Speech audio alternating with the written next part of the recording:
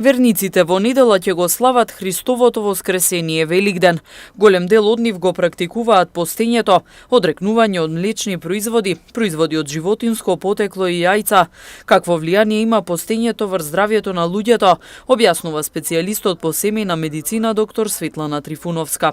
Постот не би требал да биде иска и сите луѓе. Туку треба да зависи од нивната здравствена состојба и од годините на старост.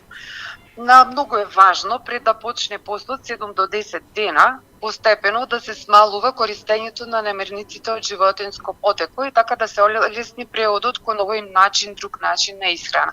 Истото би важело и за завршување на постот, што е сега поактуелно у моментов и треба да се зголемува тој внес на намирници од животинско потекло, а не нагло да се почне со голем внес на месо, месни производи, јајца и други тешки храни, нели? Затоа што многу често може да настане надуеност, грчеви болки во стомакот, тоа представува една енергетска бомба за организмот, дури може да се јават и многу полоши коморбидитети, па пациентите да завршат во болнички услови.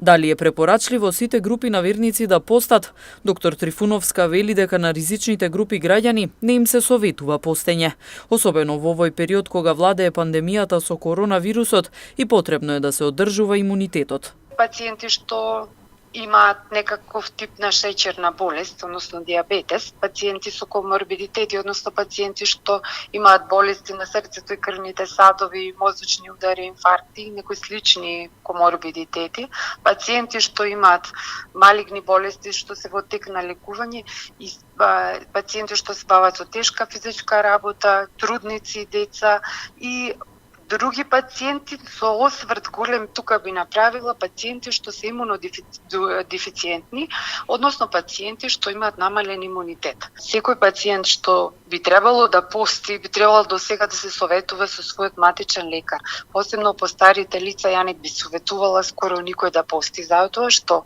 за да се заштитиме од коронавирус мора имунитетот да го одржуваме на многу високо ниво. Треба да си намалат стрес, треба да имаат правилна протеинска, зеленчукова и овошна исхрана, за да се внесе доволно количество на витамини и протеинска исхрана. Затоа реков дека за одредени пациенти овој период посебно не би го советувала за постење.